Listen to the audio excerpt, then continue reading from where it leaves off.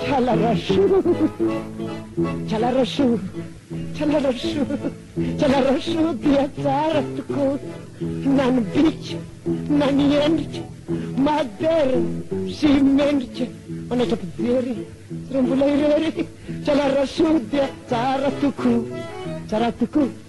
chalarashu ora tsy mahalala an'le chaladala tsara ho zanaka fakataranaka tsara tokoa chalarashu nefa indro kosa maro mevosa ny fosan'ny sasany tanisany asany mipetraky tsara mandany zara chalarashu tsara tokoa chalarashu marina moa zaza fahafa zatrako fafa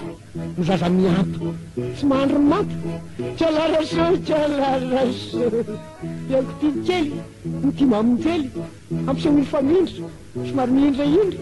ka fanina moa raha dia mbola tsy vory chalarashu adalainy adala reo lombalala ampitila folainy mba azahoany ilainy dia akantsy vola oentina miteny chalarashu tsara tokoa tsy zany ihany mifetiny atrano mifokany ianao mikilalao misotro mandihy raha azony a mifafanty chalarashu tsara tokoa tia ndraiky io fomba andrasoa rehefa leminy akanjo mampiseho reo ranjo dia manao pataloha atsin'olo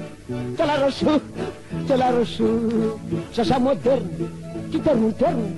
mitora auto tia dimambo ka hoy zala tsy vavy fa lahy tsara tokoa chalarashu tsy vavy fa lahy tsy lahy ho ahy raha ino no alaina ho vadiny teny za dia malaina sovoaka amanena chalarashu dia tsara tokoa chalarashu dia tsara tokoa na ny dikany anendrika madera sy mendrika manaitra mpijery sy le mbola irery chalarashu tsara tokoa